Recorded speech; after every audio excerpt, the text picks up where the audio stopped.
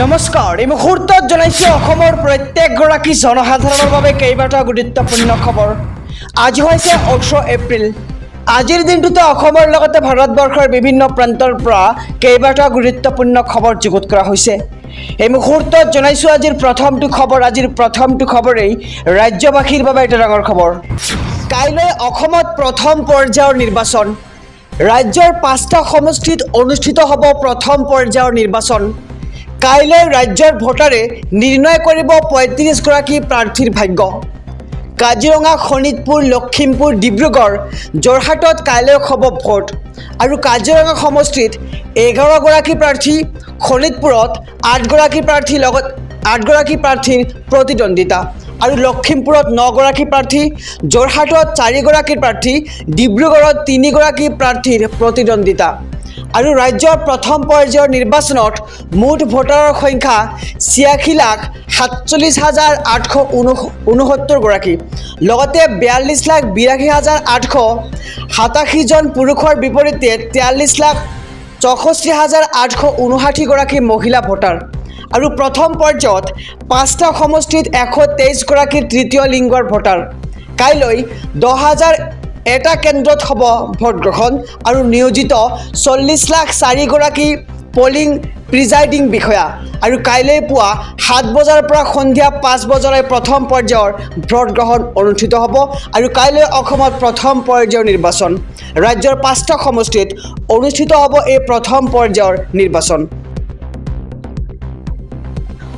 অসমত উপস্থিত হৈ অসমবাসীলৈ কেইবাটাও বৃহৎ ঘোষণা প্ৰধানমন্ত্ৰী নৰেন্দ্ৰ মোদীৰ।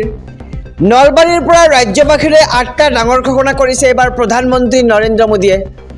3 কোটি লোকক নতুনকৈ চৰকাৰী গৃহ প্ৰদান কৰিব কেন্দ্ৰীয় চৰকাৰে। আয়ুষ্মান ভাৰতৰ অধীনত 8 লাখ টকালৈ লাভ কৰিব চিকিৎসাৰ সাহায্য। আগন্তুক 5 বছৰলৈ বিভেদ নোহোৱাকৈ প্ৰতিগৰাকী লোকে লাভ কৰিব বিনামূলীয়া ৰেচন। NDA চৰকাৰে দেশবাসীক প্ৰদান কৰিব প্ৰাপ্য প্ৰতিটো অধিকাৰ। আৰু বিজুলী বিল হ্ৰাস কৰিবলৈ কম দামতে দিয়া হ'ব ছ'লাৰ পেনেল।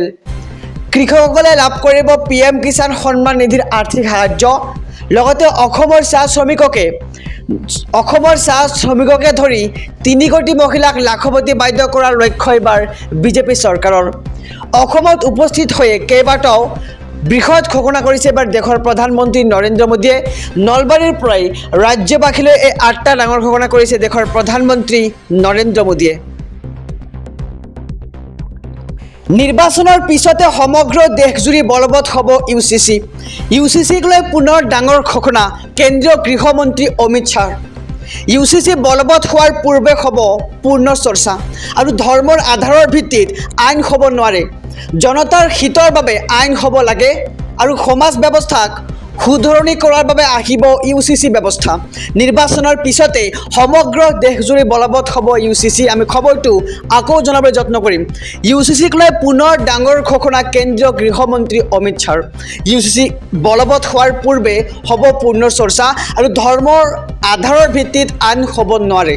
জনতাৰ হিতৰ বাবে আইন হ'ব লাগে। আৰু সমাজ ব্যৱস্থাক শুধৰণি কৰাৰ বাবে আহিব UCC।